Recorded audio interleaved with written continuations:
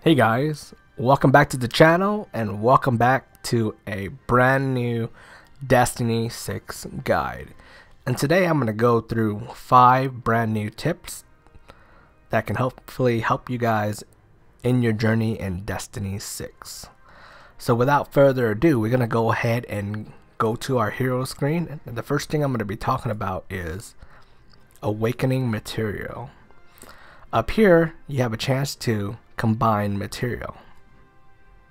If you did not already know, you have a combined material, which takes a specific amount of material to create a improved version. Okay, so right here, if you look, it requires 20 basic to get 1 improved.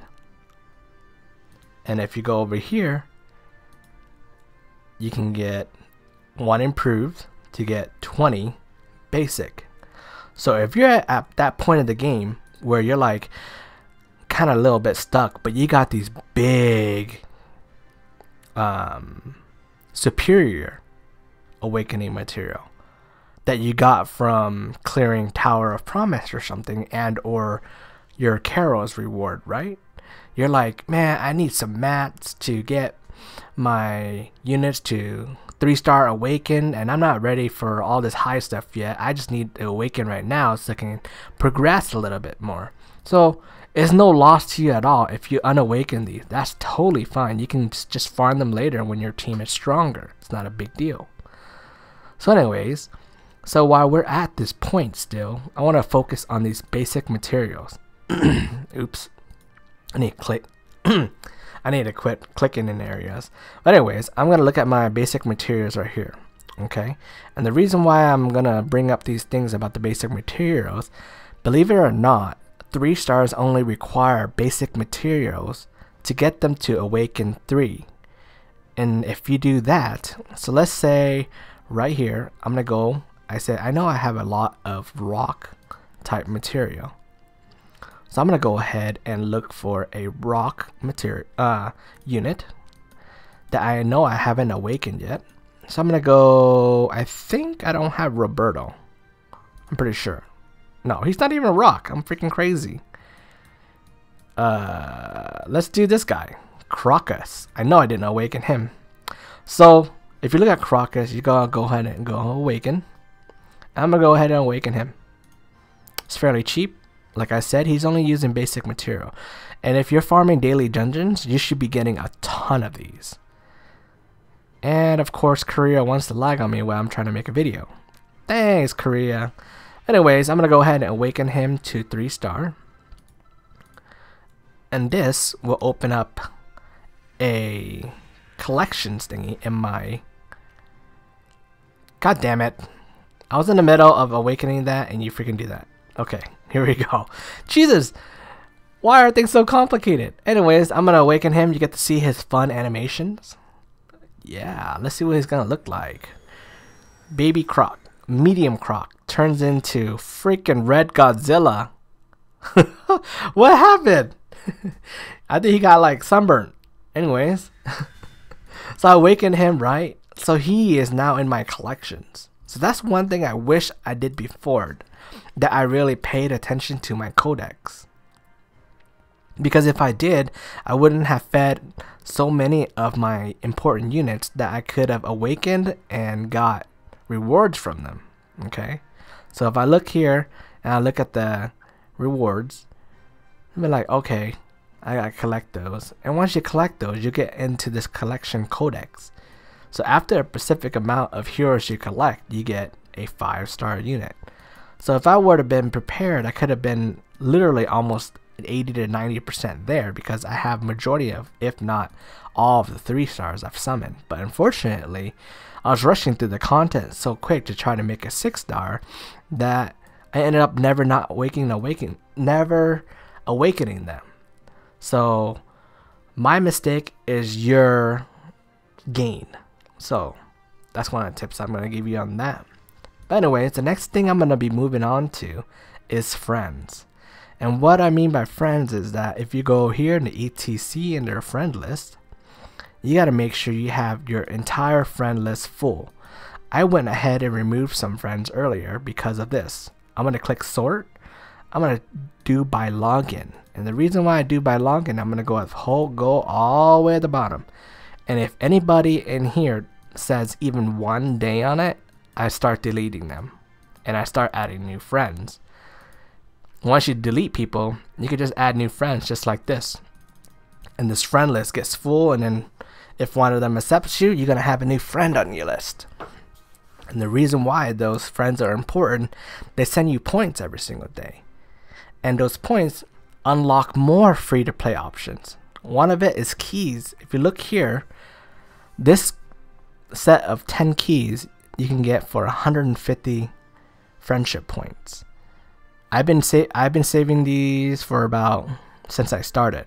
So I have over 4,000 points that I can use on keys one day if there's like a rainy day and I need to use some keys, and or if there's just a specific amount of keys that I want to use and not want to use my rubies, I can just do this. And the other thing is about keys. Since the new update, if you look in the Melissa's black market, once in a while there will be a key pack. I don't have it here now. I had it like yesterday and I just bought it. But anyways, that pack of keys is 300 keys for 350 rubies, which is a super deal. So if you ever see that, go ahead and purchase that as soon as possible. So the next thing we want to talk about is Carol's Dungeon. Okay, and the reason why I want to talk about Carol's Dungeon is that make a mental note to yourself. Make a mental note for yourself. So the first time you do it, it's going to be easy. 30k, the level of difficulty should be fairly easy. But when you refresh it again for 50k, so let's say you went to the floor 10 the first time. The second time it's going to be a little bit more difficult. You might only go to like maybe 6. And then, of course, with 100k, it's going to go less because it gets really difficult. So the best thing to do is do trial and error. Do your first one. Do as high as you can. If you lose, that's okay too. Just make that mental thought or put that mental thing in your head and say, okay, last time I only did 12 floors and I died on the 13th floor. So this time I know I'm going to stop at 12. That's it. That's the only thing I say about that, because you should be doing this every single day. And you're asking me like, how do I even get gold to even do that? I can't earn enough gold in a day. So I'm going to give you another tip. This tip is understanding Tower of Promise. Just choose a stage that you can auto without any issue, without a problem, where you don't die, where you don't lose. For me, I like to choose floor 45 or 49, it doesn't matter. I could do either of those, but I cannot auto anything above 50 because this is just too high of a chance of failing. So I just use something easy that I can do quick at work. And what I mean is, it takes me less than like, I don't know, maybe under two minutes to do the floor, and I just move on.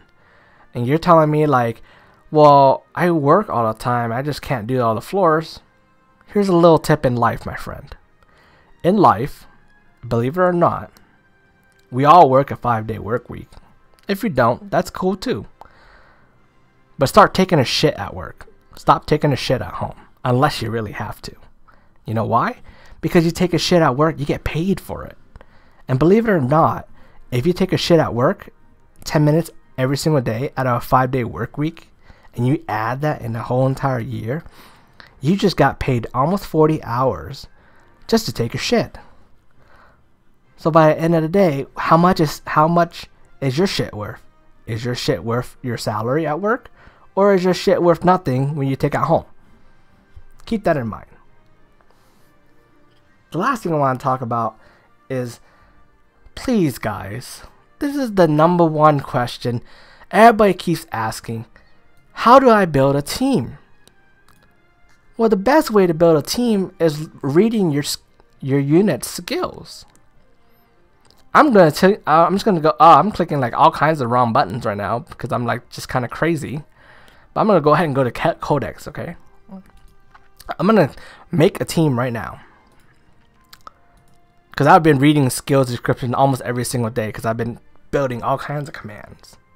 But anyways, I'm gonna talk about the newest unit, Yanuk. Okay, you're like, I pulled Yanuk, but he doesn't work very well. Well, he doesn't work very well because you probably don't understand why he's not working very well.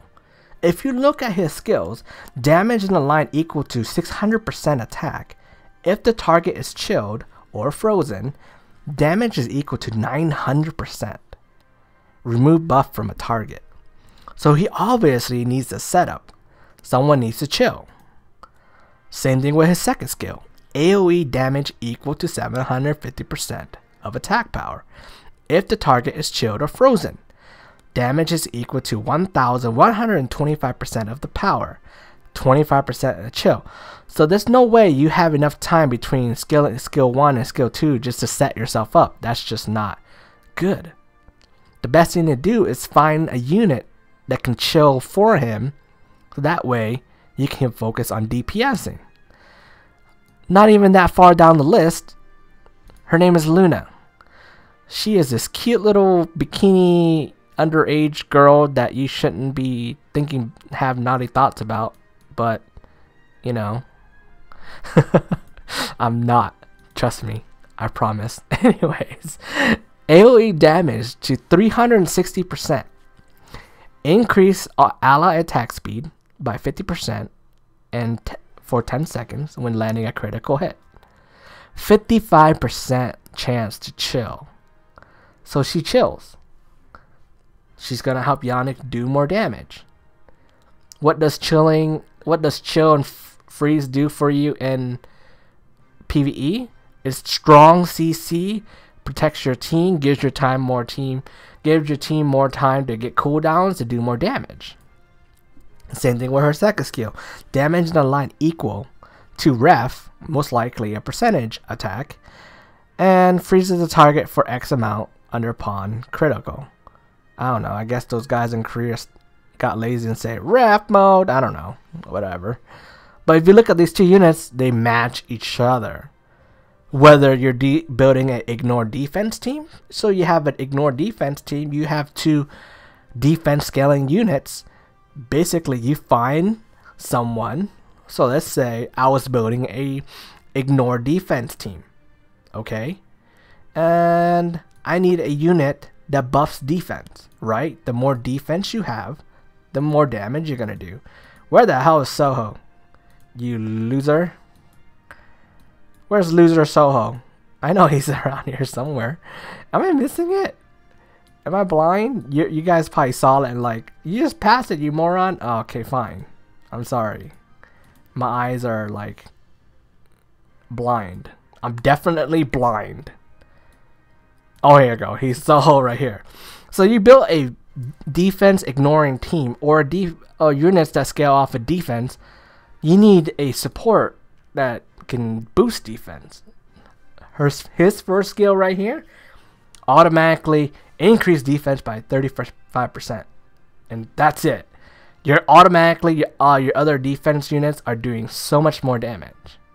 So that's the last type of suggestion I can give you guys.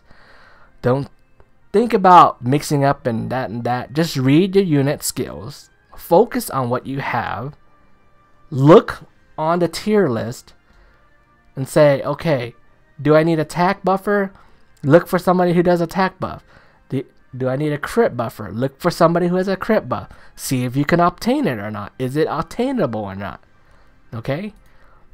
That's all there is to this video. That's all I wanted to bring on this video. I'm sorry that it's super long, but there's just some things I just really wanted to address. But anyways, if you guys like this video, give this video a thumbs up. If you like more content in the future, subscribe to the channel. But if you guys have any other questions, put it in the comment section and I'll try my best to respond to you. But as fast as this video started, it's ending. Ciao!